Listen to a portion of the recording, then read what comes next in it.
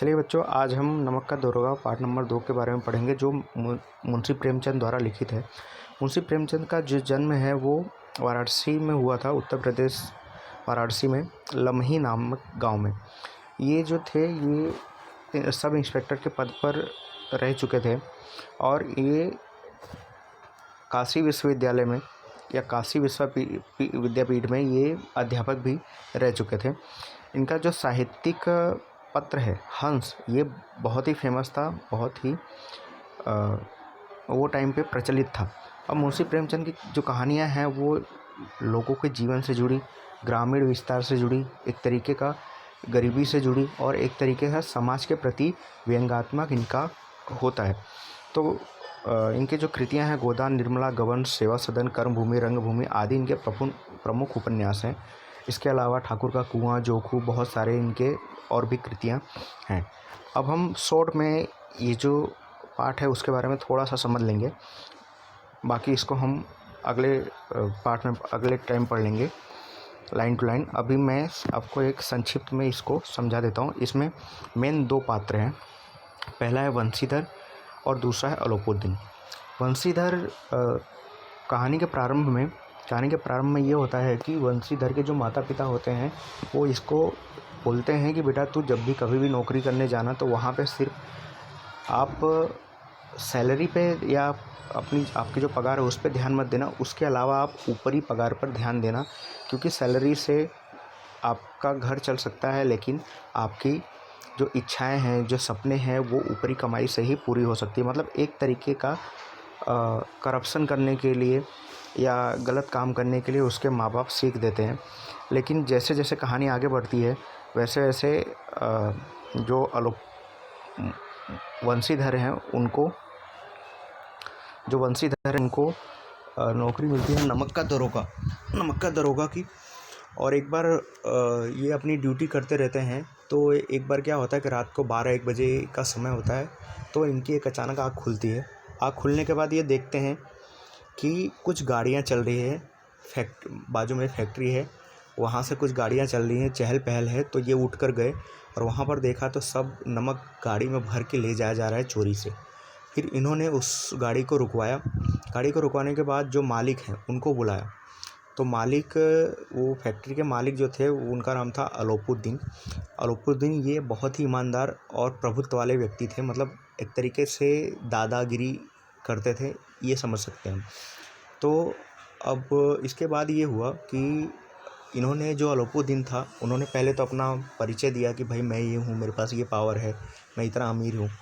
ये इनको कुछ फ़र्क नहीं पड़ा वंशीधर को। फिर उसके बाद अलोपुद्दीन ने फिर से इनको लालच दिया, कुछ पैसों का लालच दिया, लेकिन फिर भी उनके ऊपर कोई असर नहीं पड़ा और फाइनली इन्होंने इनका चालान काट दिया और इनके ऊपर अलोपुद्दीन के ऊपर केस कर दिया। अब आगे जाके ये होता है कि अलोपुद्दीन जो था वो बहुत ही पहुंचा हुआ व्यक्ति था। उसके पास सत्ता के साथ साथ पैसा और पहचान भी थी।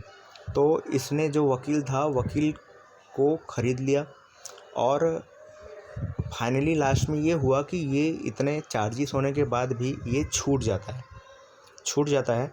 छूटने के बाद अब जो मुंशी जी हैं वंशीधर, उनको नौकरी से निकाल दिया जाता है। नौकरी से निकालने के बाद ये बेचारे अपना जीवन शांति से व्यतीत करने लगे। लेकिन एक दिन अचानक ये जो पंडित अलोपुद्दीन होता है वो उनके घर आ जाता है।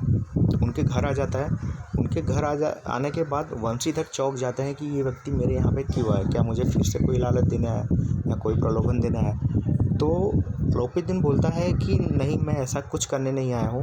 मैंने बहुत व्यक्ति देखे जो कि पैसे के लिए या सत्ता के लिए या अपने मतलब के लिए चमचागिरी करते हैं, अपना काम निकालने के लिए कुछ भी कर सकते हैं।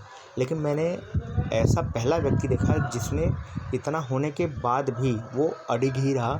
नौकरी चली गई फिर भी वो डग से मग नहीं हुआ, वो हिला तक नहीं, वो प्रलोभन में भी नहीं आया, वो डराने पे भी नहीं डरा, मुझे आप पर मतलब गर्व है, मुझे आप जैसा व्यक्ति नहीं मिल सकता। क्या आप मेरी कंपनी है उसमें आप मैनेजर के पद पर नौकरी कर सकते हो? तो जो वंशीधर हैं उन्होंने थोड़ा सा विचार किया और लास्ट में उन्होंने उनकी नौकरी स्वीकार कर ली। मतलब सीधी सी बात है कि आज के समय में ये सब चीज़ें बच्चों देखने को नहीं मिलती, लेकिन फिर भी कहीं ना कहीं ये सब चीज़ों की, ईमानदारी की, सच्चाई की कहीं ना कहीं बहुत कदर है, जो कि हमारे जीवन में होना बहुत ज़रूरी है।